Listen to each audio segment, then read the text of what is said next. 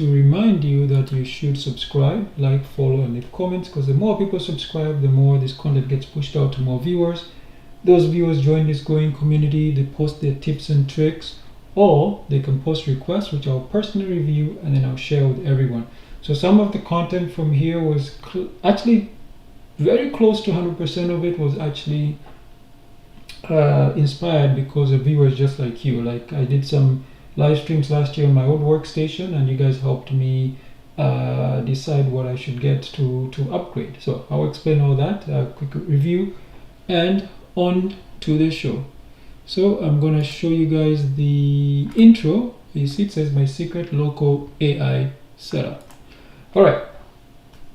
So a little background is that sometime last year, I'm guessing summer, my old workstation had basically reached its end of life. Not just for AI or whatever. It was simply I'll give you a quick overview. It was an Intel i7 2600 from 2011. Yeah, you heard right, from 2011.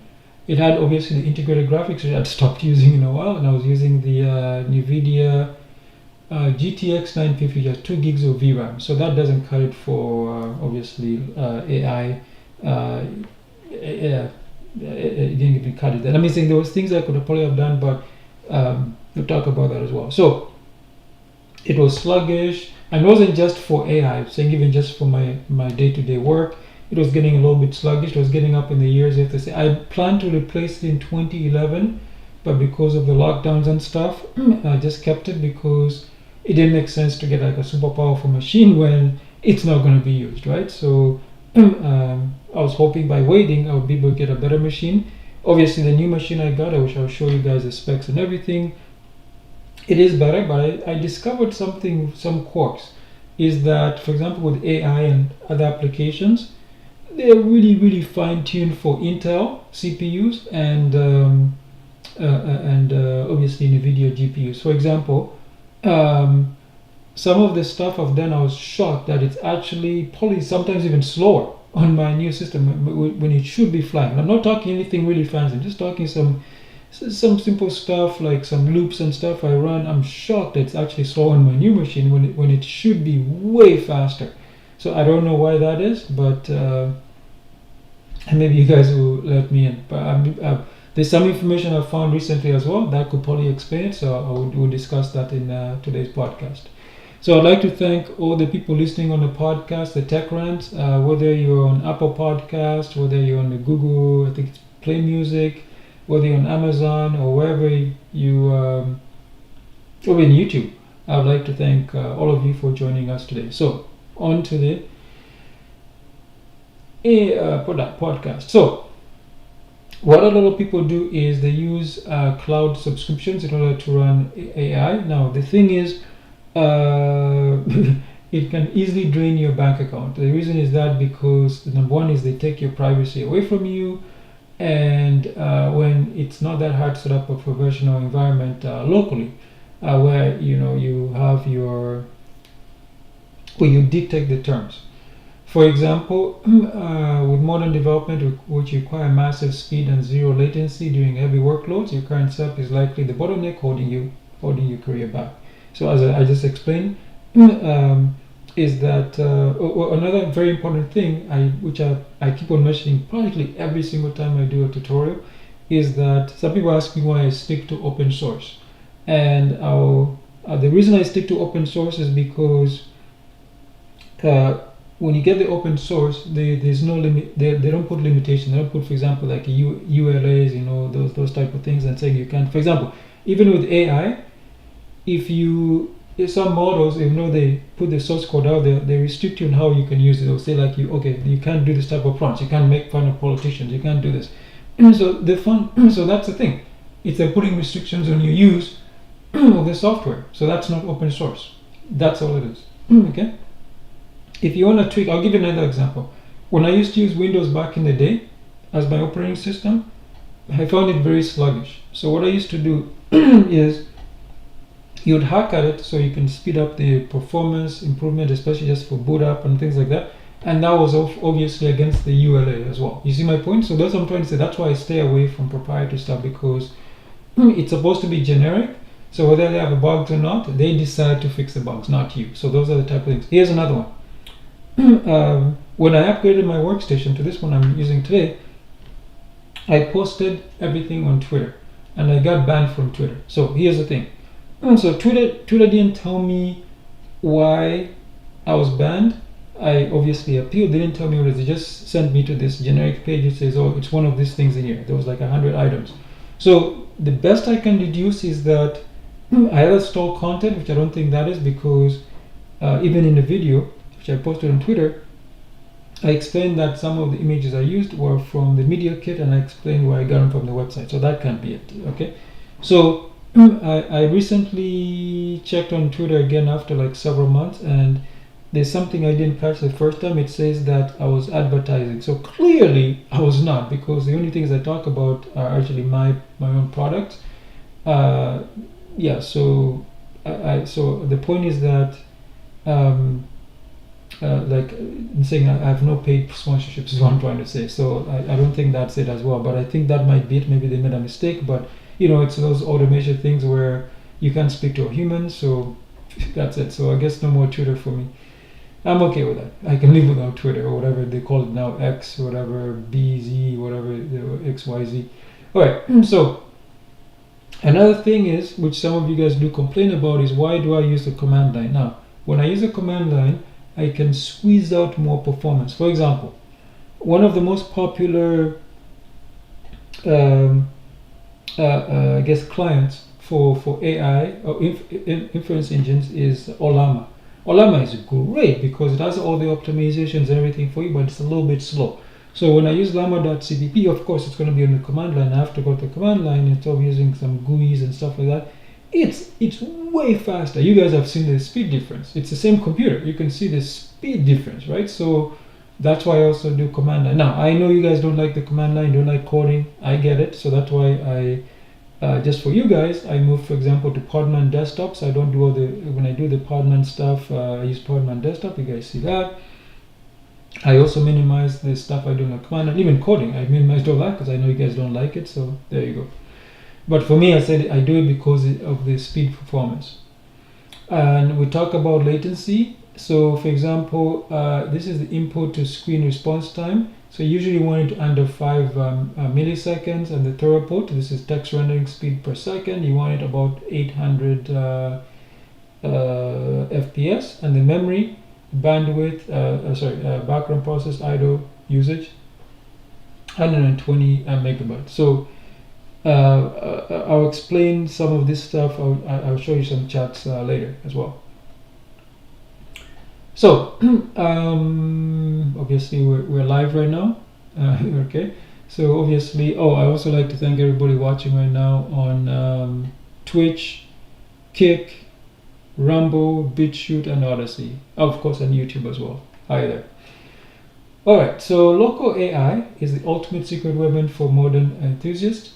Running large language models locally ensures your data never leaves your home. As I said before, Ollama is one of the most popular ones. It's very easy to set up, makes serving complex neural networks at simple as one command. You can integrate these models directly into your text, favorite text editor. Now, if you guys remember, when I actually started creating my own, like for example, web UIs and stuff, I actually started with Ollama. It was only when I wasn't happy with the speed, I went to llama.cpp, and I was like, my mind was blown. That's why I use llama.cpp. So for engine coding with a private assistant that knows your entire code base, this step eliminates the need for expensive and invasive cloud subscriptions. Blender rendering benefits immensely from a clean and optimized system kernel. Every extra cycle of CPU power goes towards your creative output. So if you guys listen carefully, you might be hearing a weird sound going on there in the background. So I'll tell you what I was doing just before this tutorial. What I was doing was I was actually, if you guys remember, I have an AMD Instinct MI60 GPU, so it didn't come with any cooling apparatus. So what I did is I bought a 3D printed fan shroud and with a 40mm fan. So because so in BIOS I set it to about 2700 RPMs, And then I was using an application, as you can see here. This application is called Control D, and every time I run the AI stuff or something that needs it, I would always run this and do it manually. So as you can see, I made some changes. This probably looks different from literally just yesterday. You see, I finally started the system D service. I'll show you guys that as well. And this was the old code. I'll show you what the new code looks like. Because I have two GPUs, one is the integrated graphics. That's the one that powers obviously everything you see here, the monitors, the way I'm able to see OBS and the etc. And the dedicated GPU is just for AI and Blender, video editing, whatever, whenever I need it. So I found using this application a little bit annoying because I had to start up manually. You need to root permissions, everything. So I finally set up the system D. So I'll show you, because I've been using, no, this program is not useless. I just want to let you know. It's because I've been using it for such a long time. I basically memorized, what the steps should be, the perfect fan profile. So that's why I modified it. I modified the, I'll show you why I modified it and to get it working just perfect for my use case. And yeah, so it's running a system D service. So the reason you're hearing a little whining noise in the back is because of that. So what's happening is I actually lowered from 2%, you guys saw, I lowered it to 1%. Because I realized it was still in winter, it's cool enough, your 1% is enough. It makes just like things like 100 RPMs, nothing. So, and then it's gonna ramp up automatically. I'll show you what it looks like. So the reason the fan is making that weird noise is because it's running at much lower RPMs. I guess I'll have to get used to that. It will probably take a while, and then it will probably stop the whining as well. So that should be fine. So this way, when I run stuff, I don't have to, it'll be much faster and I don't have to worry about it. Because I noticed also, I was testing something that's upcoming. I think it was a game engine, or maybe I did it before. I noticed that it detected the dedicated GPU. It was actually using dedicated GPU for Vulkan. And I was like, oh, but I didn't have time to run this cooler control. So that's why. So for productivity and window management, you can use tiling managers. In fact, I'll tell you, on my laptop, I had GNOME installed, and when I was trying to, if you guys remember when I did the llama.cpp with a very tiny, I can't remember which one it was, I did some AI stuff on the laptop, and I was not too happy. I mean, it worked okay, but I thought it should be better. And since then, I've actually I still have GNOME desktop in case I ever need it, but I'm saying is that when I switched to JWM, and oh my goodness, it's so much faster. You won't even believe it's the same computer. So if you don't understand what a tiling manager is, these are ones they're usually very lightweight, so they optimize every inch of your, if you have especially high resolution. For example, the laptop, I think it's like what is that, between 2K, is it 3K? It's not quite 4K, but it's like 1610 by 10, 16 by 10. Yeah, it's high resolution, so I find it very hard. Obviously, I wear the glasses, so I usually prefer it at what do you call it? I usually set it in 1080p instead. But with the tiling manager, I can easily a tiling manager or a lightweight window manager, like I said, JWM works perfect for me. And then you can also use containers. You guys have seen me this. I think I did one where I tested inside a container Fedora 42, and on my desktop Fedora 43, I wanted to see the speed improvements, speed changes and all that. And then I decided to stick with 43. So I was going to test ROCm 7.0 and ROCm 7.1, but there's no need to, because I said then the Fedora 44 which come out will have a ROCm 7.1, so I don't need to do that. So I'm happy with my stack right now. All right, so with that, I want to, okay, we'll come back to this a little bit later. So I want to segue into some of the things I've done recently. Obviously, the first one is this website. I haven't talked about it. I apologize about that. So the website, ojambo.com, I did do a refresh. So this is the home page. And as you can see, it's much faster as well. So I also changed this up. So if you just go to the homepage, you can click on any of the articles, and the navigation is there, and the footer stays the same. now it's more clear. The privacy policy, I guess I should remove this refund one because I removed the shopping cart on this website because it was making things really slow. So, and then all the channels I said I'm live streaming to right now. Okay, and obviously the menu is simplified as well. There's usually the watch menu, lifestyle menu. You can go and pick upcoming topics. You can see all of them here as well. And then for the fun, I might move this to a different site, but I might put some things which I like here as well, but I might move all that stuff to a different site so it cleans up. Just leave this one only for blogs, so it's not cluttered. And then the articles here, you can see what was more popular stuff from last year. I put them all in here, so I think that should be fine. And I want to do more business stuff as well. Obviously, you see artificial intelligence wasn't even there last year. Now it came up, and there we go, more tips and tricks and all that as well. Okay, so that's one of them. And as I showed you guys yesterday, I started making some microsites for my books. So just go to idealam.store. So I'll talk about this later at the end of this tutorial, but you can see I created this little microsite. It shows my the books I have here. This algorithmic serpent. It's a psychological thriller. It's a novelette, and then obviously the latest greatest one I have, which is Recession Business Blueprint. So each of them have their own also mini sites. So you see here, you can go here. And you can see there's a Kindle edition and there's a paperback version. All right, and then if I go back here, and here I also have this one. I've tested it, and it's the temporary email service. So if you ever if you have a use for temporary email, when we go somewhere, they want you to sign up, they want to check if you're human or whatever, and you want to use your real email because, let's be honest, they're going to start tracking you and send you a bunch of junk mail. So you can use this one. It lasts 5 minutes. You can extend it up to 3 more times, and then everything is in memory. So meaning that if the server reboots or something happens, nobody will be able to, there's no logs is what I'm trying to say. So yeah, there we go. So you can send it here and the email will appear here. So this is only a obviously receiving service. It doesn't send emails. So there you go.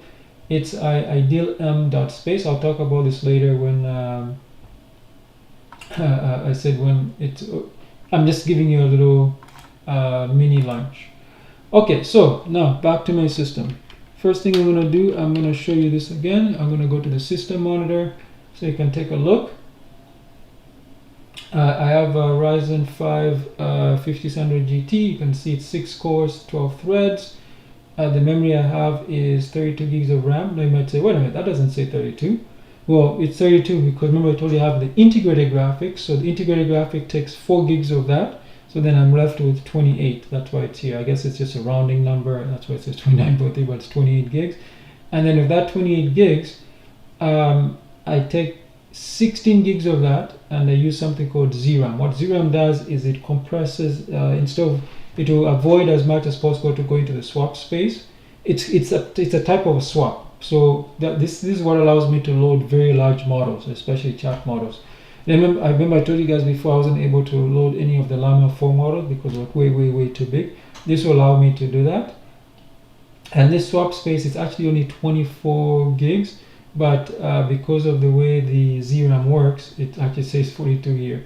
And then the network, the disk. Oh, I also have limited disk space, so that's why I have to come up with smart or whatever workarounds like this. So my disk space is also limited. I was hoping when I actually put together this workstation, I was hoping to buy more RAM and storage when the prices went down. Instead, the prices went way up. So so I'm stuck with this. So I might be stuck with this until the end of its life. So, but the good thing is you guys will benefit. So whether you're on a laptop or an underpowered device, you guys will see the struggles I have, and just I feel you guys. All right, so. Another reason why the memory usage is also high is because right now I'm running like OBS. I'm running Social Stream Ninja. I'll show you that as well. And what else am I running? Obviously, I have some windows open, and I have a bunch of browser windows open because I said I'm live streaming as well, so the memory usage is hard. Usually on idle, this might drop down to 2, and I'm also using GNOME desktop, which is kind of heavy. I'm using the Z editor.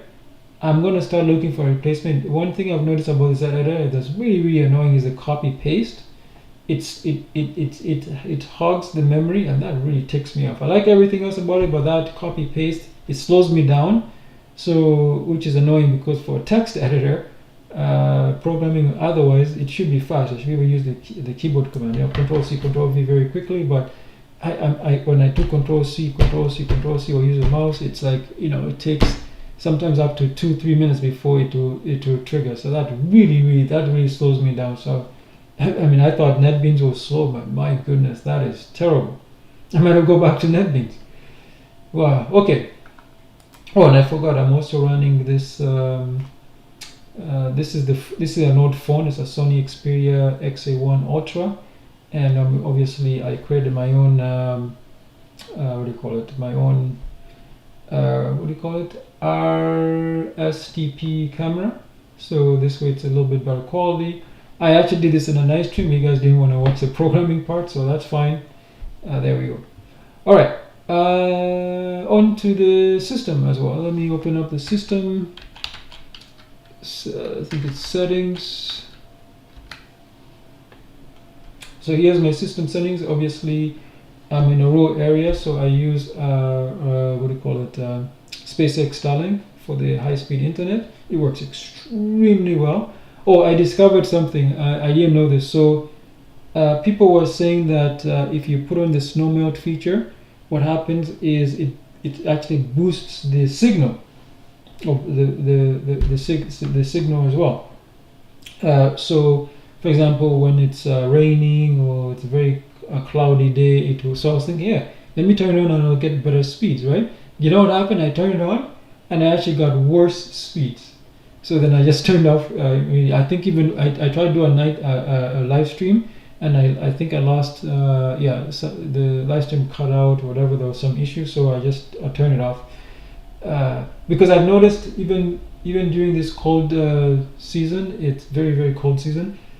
The Starlinks that are sites on the ground, it never melted or anything. I mean, it never got too much time to go to move it, so I'm okay with that. All right, and then the network. What's here in the network? Obviously, I don't have wired. Everything is wireless. That's why it's in the Wi-Fi there. Bluetooth. Oh, this is that Social Stream Ninja thing. Bluetooth. The motherboard didn't come with Bluetooth. Yeah, the motherboard did not come with Bluetooth. So, but this is the GNOME settings. It always shows this. Displays. As you can see, I do have two displays. This is the 32-inch one is the 4K. I got this surprisingly, I think in 2021 or late 2020, when I used to use a TV. I used to use a 39-inch. Is it Seiki? Seiki. It's a Chinese brand name. I got that one in 2014, and I used it as a 4K monitor. A lot of people got the 50-inch. So I got the 39-inch because I was in a condo. I didn't want that, but that worked extremely well. And then until about 2021, it started acting up. I had to heat it up in order to get it to start. Because one of the annoying things is because it's a TV, it would go into sleep, and then it's very hard to wake it up because it's not a real monitor. So, but it worked extremely well.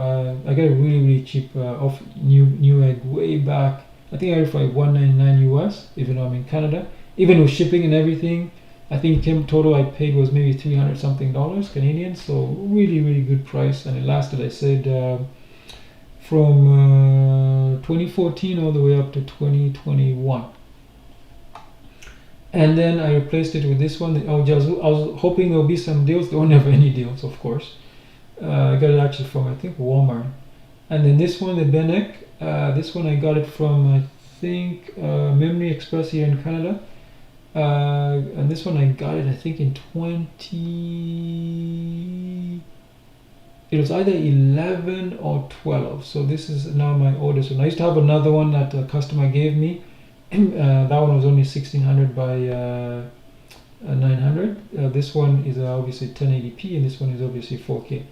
So I don't have night light on, but you know, you guys can see. See, it's 12. That's the natural. That's the highest resolution. That's why I leave it at. The color correction is it's not good, but it works. This one is actually pretty good. This one is, I think, 320 nits or 300 nits, so this one is really good. Supposedly it has HDR, high dynamic range. So as you can see here, this is all the settings for it. As I said, I don't have night light on.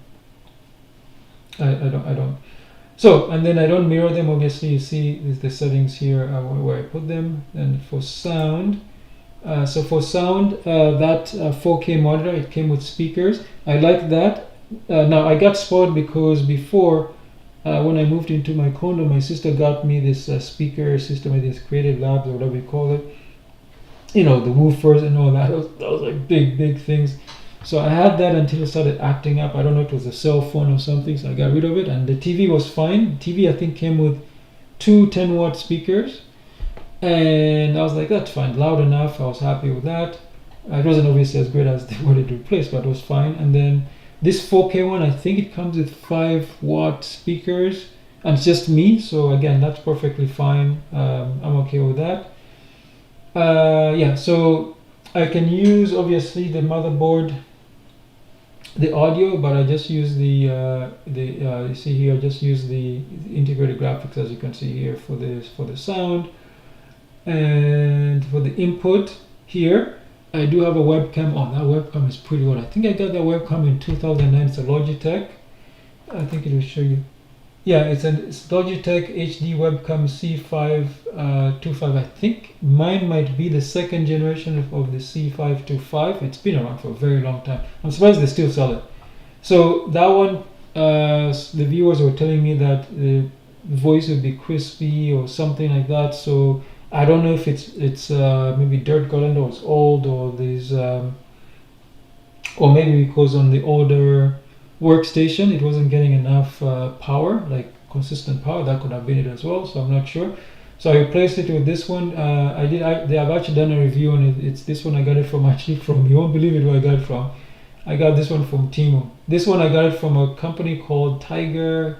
Is it Tiger Direct? I think it's called Tiger Direct. They left Canada a long time ago, so they've been in Canada for a long time. As far as they left, yeah, and they went back, I think, to the States, and then yeah. So that's the one I use. That's what I'm actually using right now, as well. I got it, I think, in the summer-ish as well. Around, yeah, probably got it in the summer. I've been using it since. And then this is just the volume for whatever. Right now, there's yeah. So as you can see, some of the stuff I'm using OBS. I don't know what this one is. SDL application. I don't know what that is. Firefox, obviously, because why is it Firefox?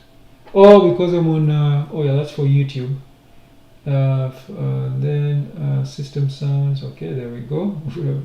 So we'll go to power. Obviously, this is not a laptop. It's so I just use balance. Oh, I can use power saver. Ah, interesting. Okay. So I can boost up the power as well. I should probably turn that on when I do video editing. And then the dim screen. I usually don't like this stuff here, but I'm on the computer all the time, so this never happens. But the funny thing is, on the laptop, I actually turn this stuff off. It's kind of funny. I never even checked it here on the desktop. Okay, then multitasking. What is this? Hot corner. I find this really annoying. I think I left this on because I was lazy, but I don't use workspaces because I have multiple monitors. I have 4K and this 1080p. Before I used to have another one, as I said, another monitor as well. So when I got the TV, I tried to sell the other two monitors, but there was no takers. So people were thinking, why are you getting rid of something that you just recently bought or you got? So I was like, okay, fine, I'll just use them. So I started using. So I had like three until one of them died. And you can see here multi-monitor workspaces. Oh, and a different workspaces and primary display. Oh yeah, so basically the way it works right now is obviously because it's split, so meaning this is the 4K here. Okay, I didn't know I could float around this. Okay, I'll probably check around this. I've never actually been in here. This is my first time. I'd never go down here. So appearance, I usually prefer the dark theme. I use the gnome tweak tools, but this time I was lazy, so I just left it here. It works fine for me. And the apps, these are default apps. As you can see, I have Android Studio. This is from Flatpak. The reason I put it in Flatpak, you know, I complain about Flatpaks, is because Android Studio, even though they force you to have 64-bit, is that they still have 32-bit libraries, I guess, because they still compile for 32-bit. I think maybe like the watch or stuff like that. So I don't want 32-bit libraries on my system. So that's why I said, I know, just put everything into a Flatpak. And then Audacity, I haven't used Audacity in a while because, so I learned this. I actually watched a YouTube video very, very long time ago, and the person was explaining how to use Audacity, how to remove like the pop and all that. And then the person said something, because I got this cheap microphone way back in the day from eBay. It was terrible. And the person said, you know what? Spend a little bit more money and get a, he was saying, you don't have to get the most expensive microphone. Just get something where you don't need to edit. You just record and you go. And I was like, that's actually pretty good advice. So that's when I took his advice. I stopped buying the cheapest, microphone out there because they were terrible. For example, even that's why I was using the webcam, because the quality is so much better. Now here I'm kind of spoiled right now because I can use my daily driver, my phone here. I can use the old phone, also has a decent one. Even the older one, which is now in pieces, that one also had a very good microphone. Obviously, I prefer this desktop mic. Alright, and then audio player, this is the default GNOME, and you guys see Blender. I use Blender. You guys see I use it for the Blender Python tutorials. I also it's my video editor as well. So basically, what I do with Blender, for video editing, I go in there, set everything up, and then I save, I close, and then I run it on the command line. It's much faster. Boxes is like this is for virtual machines. I use this one because I have Windows 10, I believe it is. Yeah, Windows 10. That's for my taxes, which I have to do next month. So that's the only reason I use Windows. Now, yes, I know there are online applications and stuff like that. The reason I prefer to do it manually is because normally, I'll tell you how I do my taxes. When I have time from the 1st of January, I'll gather everything and prepare. If I have time. I haven't had time since then. So, and then sometime in March, when I have time, I'll just do the taxes all in one day, because I have obviously business taxes, and then I have my own personal taxes. So I do it all in one day. So that's why I always prepare. So I prefer using, this software, because if I make a mistake, I can, I can correct it very quickly. So the problem, I don't want to go to the another thing is because those cloud services, they're limited. I think if you're an individual, it will be free, but the business, you probably have to pay, and I don't want to deal with that stuff. And I said, like, if I make a mistake or something, I want to be able to correct it instead of having to deal with, you have to do this or whatever. I don't want to deal with that. So I prefer doing manual. The calculator, obviously, calendar. I used to use this and hook it up to my Nextcloud instance, but I stopped using this because I found it very annoying when you have events. So for example, I'll give you an example. Like if I go to Toronto, I'm going to visit maybe a client or family or friend. They have like 15-minute intervals, 1 hour, 1 day, all that kind of stuff. Very, very basic stuff. This one was lacking it. I don't know if they added it since, so that's why it was really, really annoying. Because I like that option. I'll give you an example. So I'm a busy guy. So if I'm doing something and I want to get notified, like, because it takes a while for me to get to Toronto, as an example, or it doesn't matter where, but it takes a while. So getting that reminder is nice. Then I can say, oh yeah, I have to start preparing because it's gonna take so much time. For example, I might need to put in gas because it's a long trip, so I also I want to prepare for that. So I'm saying is that having those intervals are fine. So I don't mind putting for example, when Google the Gmail one, the calendar, when they started, they also, it's very sparse, but they allowed you to manually put something in there, right?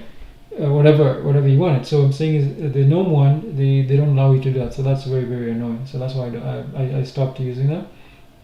Camera, this is obviously for the webcam.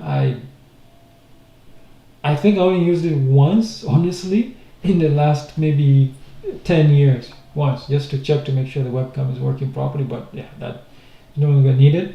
Do people really have webcam software on theirs? You know what I mean? Usually it's on the internet, you're sharing or talking to someone, right? So that's why I'm surprised this is here, but okay. Characters, here's another application that I didn't even know exists or completely forget about. This one is, especially if you have you want to do some weird characters. For example, here, I'm in North America. If I want to type for example, the euro sign or something like that, I would probably use this if I don't have a special keyboard. So as you see, I use the Chromium web browser. Clocks. This one is pretty good for timing and setting stuff. I do use this when I'm talking to clients and stuff. Yeah, so it's basically a stopwatch. Contacts. This one is actually very, very, very good. It's one of the GNOME applications. It's a very, very good application. I actually did use this, but I found out this one also has a flaw. The flaw is not so when you have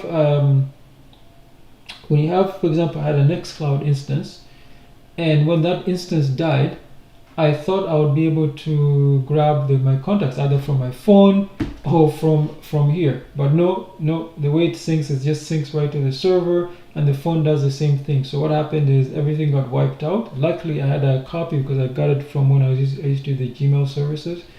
So I was able to have I kept a backup, so that's the one I do. And it's probably not the good thing is because I talk to the same amount of people all the time, you know, like whether it's my sister, my nieces, you know, her husband or whatever, you know, they'll call me eventually, so the phone number will come back.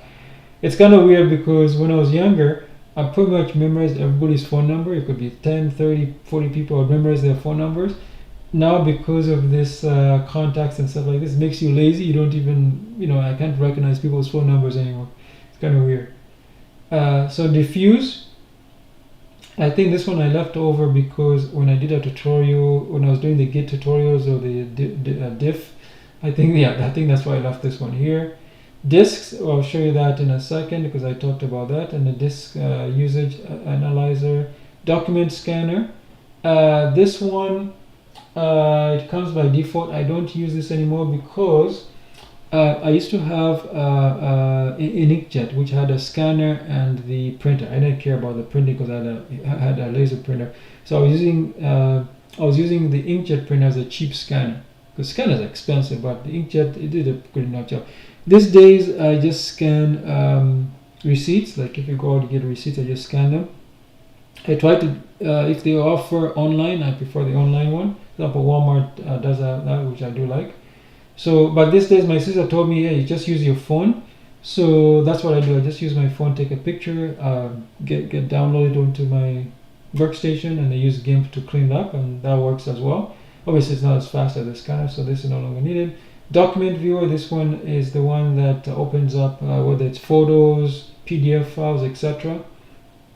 This Fedora Meteorite, I don't know if I installed this one. I think it comes by default. I don't remember installing it here. So if you're installing Fedora, for example, you would use this to, you know, burn the ISO, as they say, onto a USB stick, and then you go. Files, obviously, file manager. FileZilla, I think I installed this one because some clients insist on using FTP, so I show them how to have to explain to them how to use FTP. That's the reason this is here. So I do have two Firefox here. You might be wondering, why do I have two? This is a regular Firefox. So I create a private one because there are times when I want to be in private mode. You know, when you do some stuff, and I find it really annoying, especially PayPal. PayPal is the most annoying. What PayPal does is when you log into PayPal, it will say, oh, we're going to save your stuff automatically. I really hate that feature. So with this one, it will kill the cookies and stuff, so it will start again. I don't like that.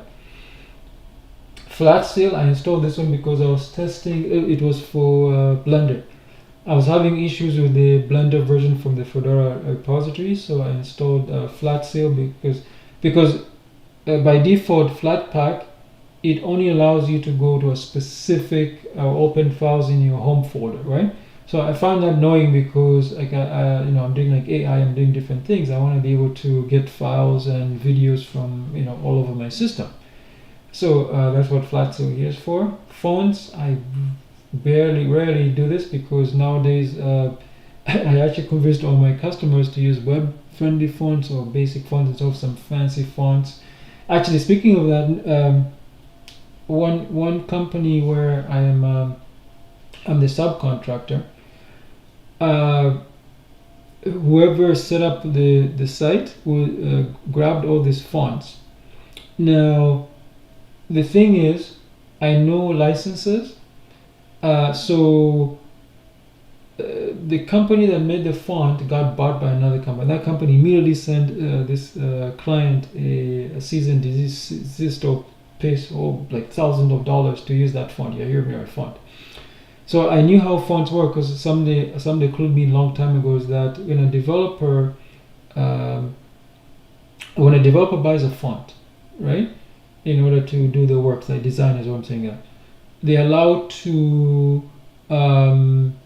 they're allowed to give they're allowed for use cases only, for particular use case. They're allowed to give their client access to that font because they got the license. They're allowed to do that. So I explained that, hey, who was the original designer or the person who put up the website? They probably had a transferable license to use that, right?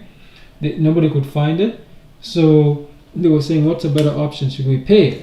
So I was like, okay, let me think about it. So then I said, hey, let's replace them with web fonts which are similar, and I did that as well. So the client was happy, and yeah, so they saved them thousands of dollars, right? So this one, Gmic Qt, this one was, I installed this one when I was having issues. If you guys remember in yesterday's tutorial, I was explaining that I was trying to get a 3D, I was trying to get AI to generate a 3D book cover with my cover page. No AI can do that today. There's one that if you do a search, it will say they claim they can. I'm very skeptical, but because they are pretty much hit the holy grail, if you know what I'm talking about. But I tried this one. That's why I installed this. I'll probably remove it. I'll explain to you why later. Obviously GIMP. This is the editor. The Godot engine. I still have the Godot engine. So if you guys let me know if you still want more, you want me to create more Godot engine tutorials. Otherwise, I'm going to remove this. Gparted, I haven't used this in a while because I said my system hasn't changed. So Gparted is for drives. You can, if you want to either mount, format, all that stuff, that's what Gparted is here. I prefer Gparted to the fancy one that comes with GNOME. Is that this one is way more, obviously supports more stuff as well. And then here we have Inkscape is my for vector graphics. I still use this. If my thumbnails, all my thumbnails, I use them. I create them using Inkscape. Kdenlive, I didn't know Kdenlive is here. Oh, I completely forgot about this one as well.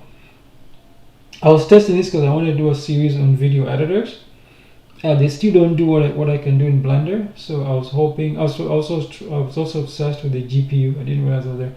So LibreOffice Calc. This is the spreadsheet. Draw. This is the drawing application. Obviously, I don't use this. I use GIMP or Inkscape. Impress is for presentations. I haven't used this one since 2009. Not as bad because I don't need to do presentations. I just stay here. And then there's Writer. Obviously, I still use this. This is how I write my books. But my next book, I'll probably write it in Markdown, and I'll use something like Pandoc, and then I'll fine tune it in LibreOffice Writer. LibreWolf. That's the one. That's when I do all the tutorials on. LocalSend, you guys saw I did a tutorial now. That's the one I grabbed the stuff off the phone because it's annoying sometimes to plug the USB bands, especially the case is pretty old, so the front USBs are probably not the contacts are probably a little bit loose. Logs, I showed you this one when I was doing the what do you call it, the how to do a bug fix. Luminous HDR. Speaking of this one, somebody actually just mentioned something yesterday about this. They requested a tutorial where everything is done inside Comfy UI. I thought I made it very clear you can easily do that. Or so they wanted a quick pipeline. So I did like this one. So I'm going to keep this one around for a while because next time I do those export stuff, I will definitely use this as well. Mahjong, this is a game that comes with Blender. Maps, I should probably do a review of this one. This one is actually not too shabby. It's actually gotten improved as well. The only problem is it's not on the phone, it's just on the desktop. So this was fine, especially this would have been fantastic. I mean, if it had the same options like say in 2021 when I was looking for land, this would have been really nice for me back then. Meld, as you know, I love Meld. This is the one for diff, my preferred diff viewer. And then Mime, this is another game. NetBeans, as you guys know, I use NetBeans as my preferred IDE, even though it's a little bit slow. Now, I would love to find a replacement for NetBeans, because if I find a replacement for NetBeans, that means I don't have to put Java on the system. Everything will be inside Flatpak. OBS, this is the Flatpak version. I'm using it right now. OTP client, I prefer this one to all the others. This one is very lightweight and does exactly what I want. Parents control, I never needed this. PDF arranger, so sometimes when I do scans, it's kind of like a bunch of receipts. I put them all together and I arrange them. Is PDF arranger. Podman desktop, I installed this just for you guys. Problem reporting, this is the same as the logs. Then this one here, this one I just installed it yesterday. QPW graph. This is a pipe for pipe wire.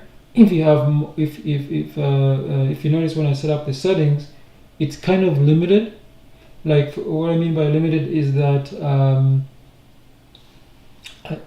it's not like pass control, meaning that I can set application to use different. If you notice, I have different microphones. I have different what do you call it? I have different outputs, right? So for example, even have a headset somewhere. So the point is that I can't say this application should use this application should use that. So that's one of the nuisances. So this application allows you to do that. It's a node-based system. And Qt browser, I'm reviewing this one. I might do a review on it. It's very, very lightweight. I might do a review on that one. Radiant profile, I installed this when I was having issues. I was trying to get the temperature and hook it up. So I don't need this anymore. Ramina, I did a review of this one. You guys saw I was able to connect to a laptop. The reason I like using this because I don't like the touch. The laptop is a touch screen, which is okay, but it's right in front of me right now. But I'm saying is I don't like the keyboard. I've never liked keyboards on a laptop, and then the touchpad, I really don't like using it. So that's why I prefer doing this, because I can use my mouse and keyboard as well. So that's why it's here. With the music box, this is another application I've been using a very long time when I used to listen to internet radio. So things like this, I haven't touched things like that in probably about 20 years, honestly. Settings, obviously this is in settings right now. Software, I've shown you guys this all the time. So I install some software for tutorials. System monitor, system monitor is open right now. And terminal, obviously I have a bunch of terminals open. And text editor, this is it's a replacement for the GNOME gedit. Thunderbird, this is my mail client for my own personal emails and stuff. And then there's a tour, I don't need that. And this virtual, what's in the virtual boxes? These are Podman containers. This is how I test stuff. A video player, this is Totem. I rarely use this one because usually it's like I usually install MPV. And then the videos. Oh no, one of this one is MVP. I don't know which one it is. So we're gonna see. Okay, which one is the MVP? It just says video player. That's one thing I dislike. Another thing I find annoying about GNOME, they just give it very basic names. So one of these ones must be MPV. One of them is MPV and the other one is Total. Whether okay. I'm going to make fun of Canadians, even though I'm Canadian. So I'll tell you what, Canadians are obsessed with weather stuff. Whether it's like applets on their desktop, every time when I used to work, even as a chemist, I would say, "What's the weather like today?" I'm thinking, I have something. It's winter. I expect it to basically snow every single day. We're in winter. So you gotta go to work, you gotta go to school, you gotta, you know what I mean? And in summer, I expect it to rain a lot. So bring your umbrella with you. That's it. Done.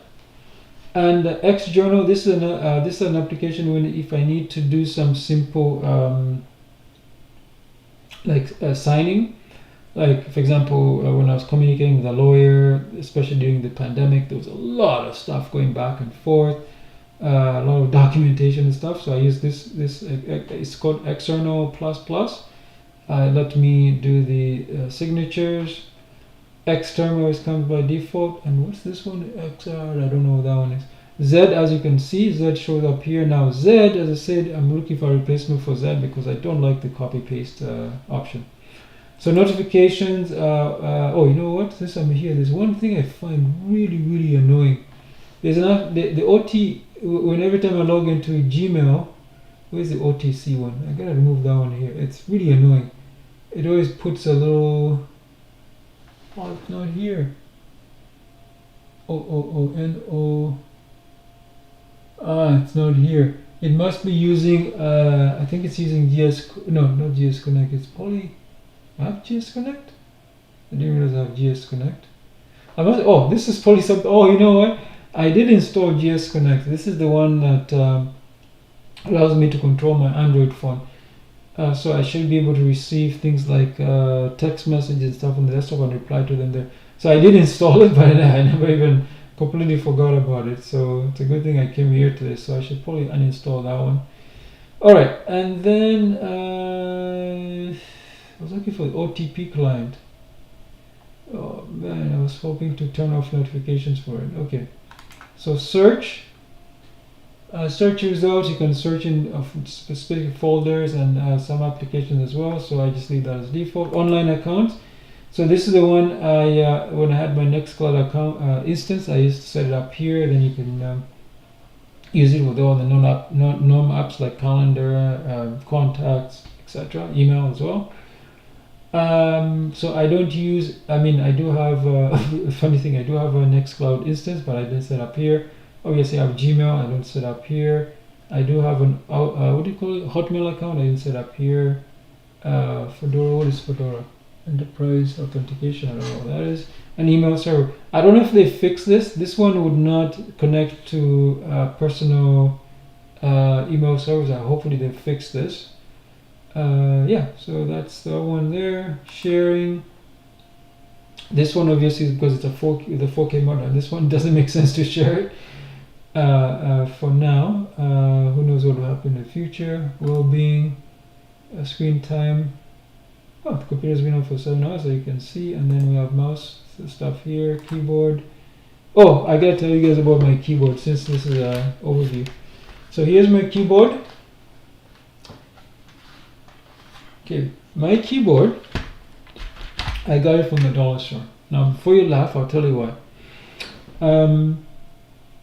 I've always liked the big keyboards because they're nice, and what I noticed in the big keyboards, it doesn't give me the wrist pain.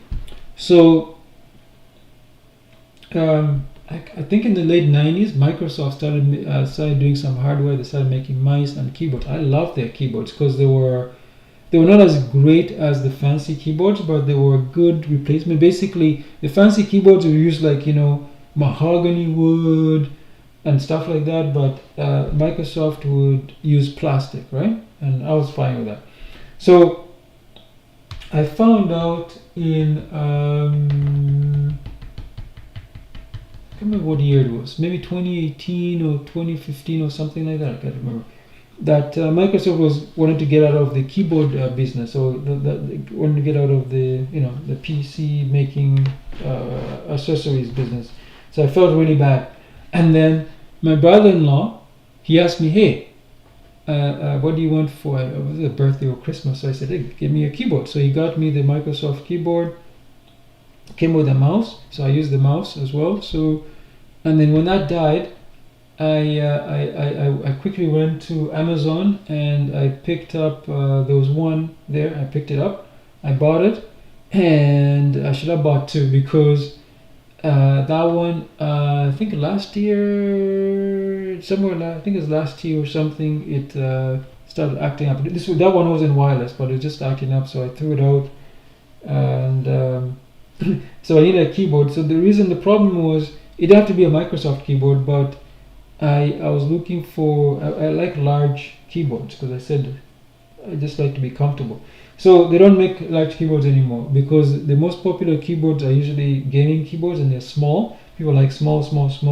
So so this was the largest keyboard I could find, and I was in a dollar store one day looking for something, and I saw this one, so that's why I picked it up. And surprising it's lasted this long. I completely forgot that I do use this. I think one of the reasons is because I don't do much programming anymore, so I don't need to be on a keyboard all the time. So just a few little things, I'm okay with it. So it's lasted. Surprised how long it's lasted. It's a year and a half, whatever. So yeah. So I'll probably replace it when I have time. I'll probably replace it with a keyboard that I feel more comfortable with. But this is fine. Maybe another keyboard. I don't want to buy another cheap keyboard like this one because I know it's not gonna last. You know what I mean? It's not gonna last for. I don't want to contribute to garbage as well. So I'll give you. The funny thing is, I went to because where I live in this rural area is that there's no garbage pickup, so you have to take the garbage to the dump yourself. The funny thing is, when I go to the dump, it's like it's not garbage that takes up the most space. I think maybe mostly because you have to put it's $2 or now it's $3 per bag. That's not it. It's not plastic bags, right? You've got people whine about plastic. Not plastic bags. It's not things like this, electronics. It's not toys. It's not fridges, whatever.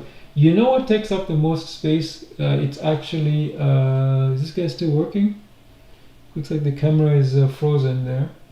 The one that takes up the most space is actually the. I hope that my voice is still working. I don't know. The camera seems to have frozen. Okay, the camera seems to have frozen there. Okay, so yeah, the one that takes is actually plastic. So that's why I don't want to, especially plastic bottles. Yeah, plastic bottles are just crazy. So we have color management here. I said I don't really, I don't do professional stuff here, but I do know the LG, the 4K is really, really good color correction. I can tell that myself. And the printers, I do have a wireless printer. I don't know if you guys can see it, but it's right there. That's a fantastic one that I do use.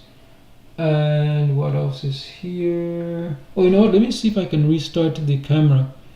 I'm gonna see if I can stop the camera, and then I'll restart it. Maybe you guys will start seeing the camera again. Hopefully it shows up again.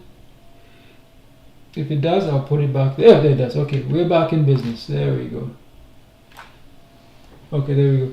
So, is it to my right? No, here. Oh, you guys can't see it. So the printer is literally just here. Yeah, sorry, you can't see it, but the printer is right there. It's a laser printer. It's wireless. So, yeah. It is a little bit of pain to set up because it's a Brother printer, and Brother obviously they have some proprietary software for Linux, but the good thing is they use a standard, so I was able to set it up just here. I just have to go manually and enter the IP address, and it works perfectly fine. Accessibility, I don't use this, but I did test it in the past when I used to have some work for the area standard and stuff like that, but I don't need it anymore. Privacy and security, obviously I'm here. This is all just the defaults. I don't need it because I said nobody's around me. And obviously we'll go to system. So you guys know I'm in Ontario, Canada.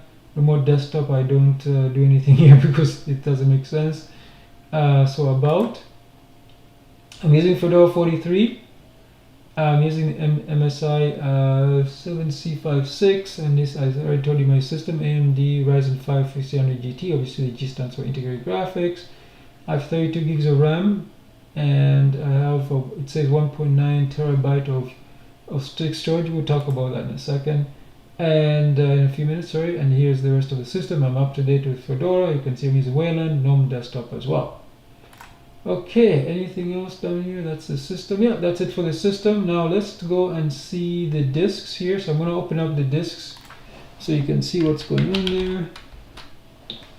This is the disk usage. That should be perfect. Yeah, there we go. So as you can see, I have a whole bunch of stuff here. This is my phone. This is the old phone, the Sony Xperia XA1. And I have this mount here. Okay, so this is kind of not really what I was expecting. Okay, this one. Here's the disks. Oh, we went to disk usage. Make this a little bit smaller so people on the vertical screen can see. So these are all my drives. I have this OCZ, remember OCZ, Intrepid 3800. So I got this refurbished from Newegg way back in, I think it's maybe 2016. And then I also got that one. I liked it so much that I also got this OCZ Sabre 1000, and I got another Sabre 1000. So all those three, I bought them at the same time way back 2016. They were my first SSDs, and they were enterprise. So they've lasted. They're supposed to last a long time, and yeah, so they've lasted. So I also got this. I'm surprised this one lasted a very long time. This Western Digital. This is a mechanical disc. I got this one I think in 2012. Like I think January 2012 when the Seagate ones died. So I got this one, and this has been for storage. It's lasted that long. Yeah, so that's pretty old. Yeah, they don't make them the way they do. And obviously I have this DVD drives which I got even older. They just from old system, they just kept on going. So I used this one. I was gonna get rid of them in 2020 or something like that, but I'll tell you why I freaked out. I bought Black Friday. I bought USB sticks. I was gonna start doing all my backups on SD sticks, and the second time I used the SD, it stopped working. I mean, I can probably fix it, but then that freaked me out. So then that's why I kept these DVDs around. But another reason is because I threw away the the case cover in the front. So basically they act like a case cover. But I should definitely this ones will probably go away. So I'm just looking for a better option for storage, for backup. So I'm kind of wary with cloud backups, and I'm kind of wary with USB sticks. So I think what I might do in the future, I might take one of these discs and or maybe get something smaller and put it in an enclosure, something like the Raspberry Pi here, and that could be my storage. Yeah, because I don't trust USB sticks. I said because of the contacts and all that kind of stuff. Yeah, so it's just something like that I'll probably do instead. All right, so now I've shown you guys my software. Oh, now I'm gonna jump to the command line. Forgive me, I know you guys hate the command line, but I need to explain some stuff here to you guys. How we get the system up and running. Okay, so let's clean this up.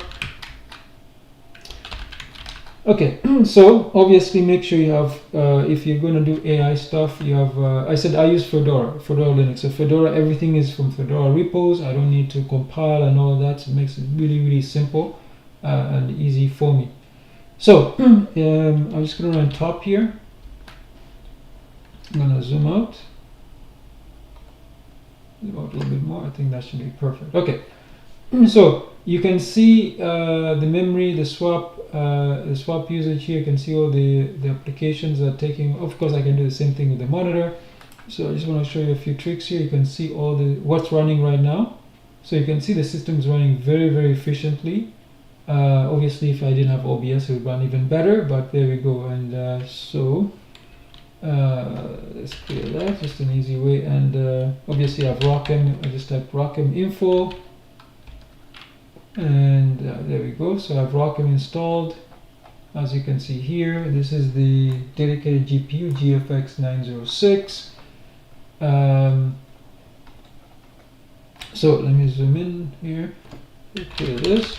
If I type sudo swap on, put in my password. So you can, well, remember I told you earlier about the ZRAM. So ZRAM, it uses 16 gigs of my 32 gigs of RAM, and that will compress it. So I also put, so it's a priority assigned to 100%. What this is going to do is it's going to prevent it from using the swap file, right? And so the swap file, you see it's only 24 gigs. So you see 24 plus 16 becomes 40. That's why you see 40 in there. So this is a smart thing. This allows me to run very much bigger models, LLM models than I can. So here in this folder, for example, if I go to models, chat models, I see I'm using this Qwen 3. It's a 30 billion parameter model. Obviously, it's the Q5 XL version, and you see it's 21.7 gigs, right? So I'm able to run something like this. I'm way bigger if I wanted to. But I don't. I'll prefer to keep it into the just keep it inside the. I'll keep everything inside the GPU instead of going to the using the CPU or anything else. So now I think that's it. Anything else? So how's my system holding up? It's holding up very well. I'm very happy with it. The only thing is that I wish I had more RAM, because if I had more RAM I'd be able to do more, but that's how it is. I'm pretty happy. It's worked extremely well. So yeah, and so this was just a quick update to show you I'm very happy with it. As you guys see, I'm able to do everything I want. The only thing I wish is Blender, but that's not Blender's. It's Blender. So here's another thing. For an upcoming tutorial, I'm going to do a test between ROCm and Vulkan, because some people have been complaining about ROCm bugs. AMD is doing a pretty good job now fixing all those bugs, but the thing was there were some instances where Vulkan was actually faster, and I encountered this myself. For example, when I use Stable Diffusion.cpp, the C++ version, it without any Python, the Vulkan loads the models really fast. It just blows my mind how quick it is. Now there's a little bug with the Vulkan in that it's memory limited. I think they did this because I think whoever came up with the code or whatever, I think they had maybe an 8 gig GPU card, a VRAM, so they limited to, I don't know, like 6 or something like that. So meaning that when it's trying to process anything bigger than 6 gigs, it runs out of, it says out of memory when it's crazy, because there's so much memory, especially for me. So I'm going to work with that, and I'm going to do some tests, and I'll show you that. I know that would be a nice stream, or maybe I'll make a dedicated video. I'm not sure about that. Oh no, I think I'll make a dedicated video and show you the process of that. Okay, so I've said this also several times, that Vulkan is probably going to be the future. So that's great, because if you have another GPU like I do, it's no longer supported. The Vulkan is a great will be a great replacement for whether NVIDIA, even just CPU only. It's really yeah, it works extremely well.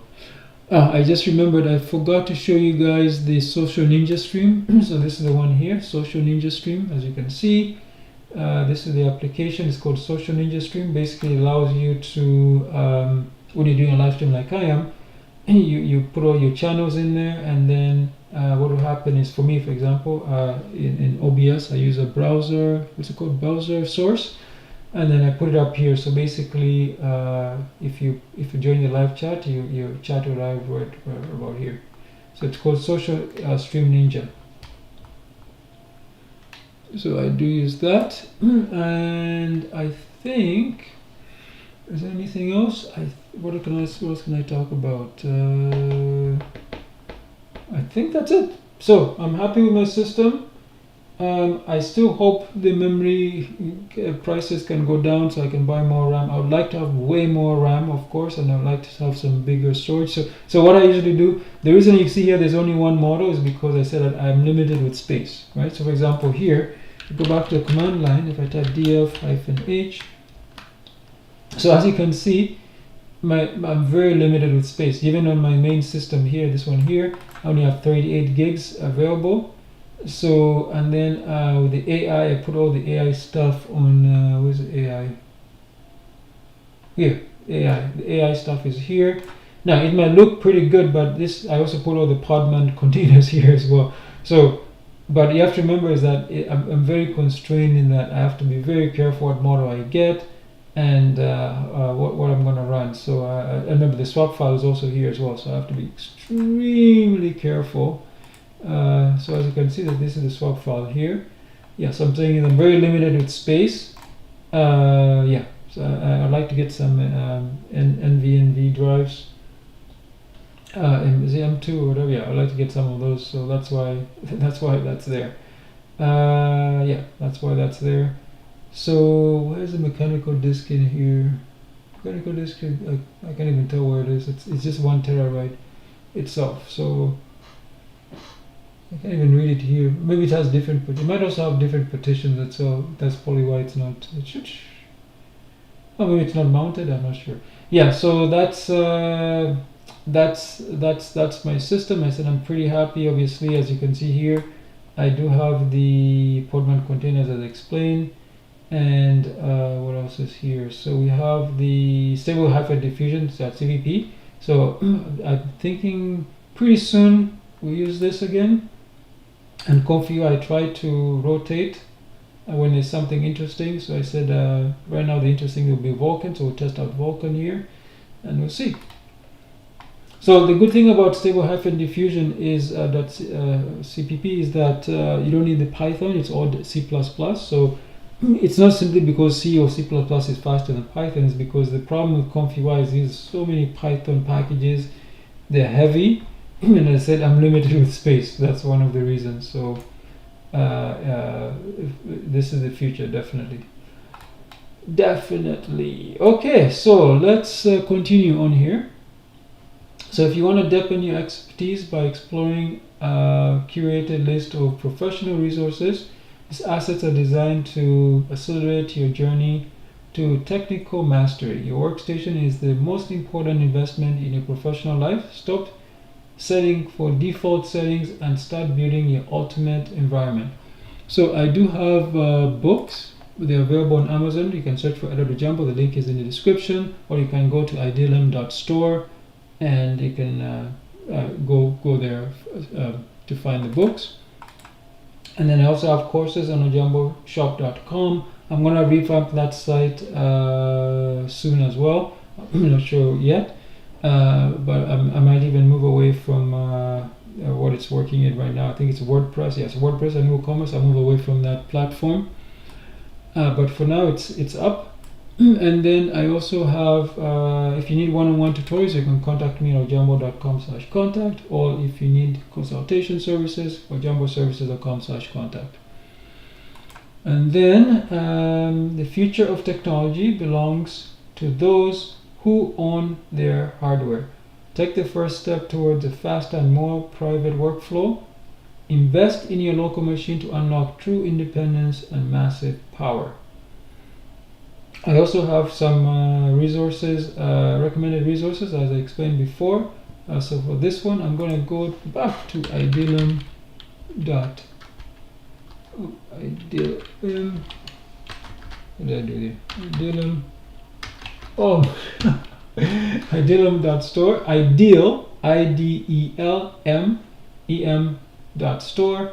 And you can see here I have this algorithmic surfing. This is a psychological theory. I also have a copy of it right here. See by me, Edward Ojambo. It's the same just there in the back. It's about a scientist who creates an AI system and loses his mind. So he has to regain control of his mind and the AI system. It's mostly at cost. Pick it up if you have the means. It's a psychological theory. It's a novelette. And then I have this one, which is a book. It's the Recession Blueprint. It's a guide to help you start a business during a recession. We're in recession right now, so there's a lot of opportunity. So if you need some help, whether it's finding where to find finance, where to run the actual business. For example, when I started my business, I was running inside a condo, inside the solarium. But I'm saying is whether you want to run it in your garage, your bedroom, it doesn't matter. A small apartment, you can do all of that. Or if you need skills, going back to school. I went back to school to take marketing. I've talked about that several times. I wasn't comfortable with my marketing skills, so that's why I went back to school.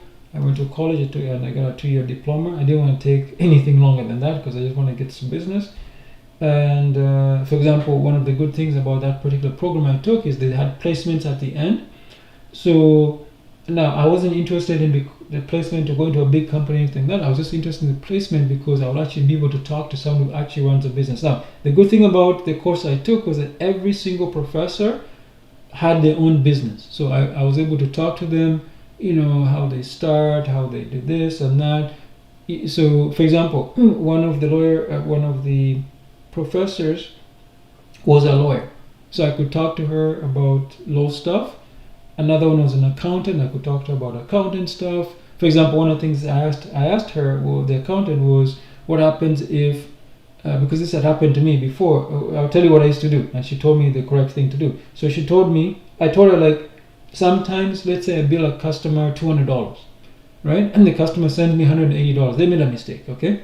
So what I used to do was I used to reject that money until they send me the proper amount. So she schooled me on what I should do, and when I think about it now, I was like, yeah, I was doing something clearly wrong. So that's what I'm saying. Those are the type of things you learn if you don't have the skills. Now, if you need mentorship as well, there's a section in the book where it shows you how to contact someone or people or a bunch of people and how to contact them, whether it's in person, whether you need to send them an email or a formal letter or a phone call. All that information is in the Session Business Blueprint, so pick it up if you have the means. And the other thing I just talked about as well is this temporary email service. When you find those annoying things where you go sign up and they want to send you, some weird code or something like that, yeah, just use this service. And this is temporary. It's just in memory, as I said, and it doesn't log what you've done or anything. It doesn't do that. I put it up myself personally. Okay. So there we go, and I can show you guys what the backend looks like if you're interested as well. So I'm saying just to prove to you that there's no logging or anything like that. All right, and then if you want to know more about me, I have a blog here. I'm a software engineer. I'm an author, and so my books are on Amazon. That's a book page there. If you need support, the consultation services, jumboservices.com, and if you're ready to learn, you visit ojambo.com for the online courses. The comment form here, you're free to use it to post anything about today's topic. We talked about my Fedora workstation. We talked about building it ready to make it ready for AI, video editing, for example, other type of work. Although I said I don't do presentations type stuff, but obviously it's built for that. Finding the best time to upgrade your system, or for example, I said I expected to upgrade my system in 2021, but I was able to hold off until just last year. Okay, and then the best way to contact me is use the contact forms of jambo.com/contact or jamboshop.com/contact or jamboservice.com/contact, and these are all the channels I talked about. You can follow me: Odyssey, Rumble, BitChute, YouTube, Kick, and Twitch. Okay, now with that, that's the end of the tutorial. I believe there was one. Okay, I don't know if that's from Kick. It says go unclear. I think that's the only one I got. Thank you for that. I don't know if that's the. Speaking of Kick, let me actually go to Quick. There was some other messages I got. Someone says, much love, I'll keep you tabbed. Thank you very much. That's from the official Gamblings Academy. Good vibes. Thank you again. And this one from Rodels. I'm a streamer from Somalia. Much love, my friend. Much love. Thank you very much. That's very appreciative. And golden clear. Oh, I guess that's taking a look at me. Okay. Thank you very much. Thanks again, guys. And yeah, so if you want to see what's upcoming, you go to watch menu, lifestyle menu. We've just finished this one. And then tomorrow we're gonna do the LTX2 speeder, 10 times speed difference. Tomorrow, that's obviously going to be Comfy UI. After that, we're going to turn our tiny Raspberry Pi 0W into a powerhouse. You guys are gonna love that one. You're definitely gonna love that one. It's a big surprise. I can't wait to share that one. And then we're gonna build a we're gonna use this game engine. It's called Default. Shout gets out that one. And then below that, the last thing we're gonna do is we're gonna talk about how to use Restreamer as your ultimate open source broadcast hub. So for me, I use FFmpeg, but for some of you guys who don't want to go on the command line or the stuff is just alien to you, there's Restreamer, so that will be upcoming as well. And then there's also, I just put something up here as well, so that should show up there as well. Actually today, it will show up today. So, a little surprise here, which I'll talk about tomorrow. And anything else? Yeah, so that's it. I'll see you guys tomorrow at 2 p.m. Eastern. I don't think I'll do a night stream tonight. I'll try to do one tomorrow, but I'll see. So with that, peace. Bye now.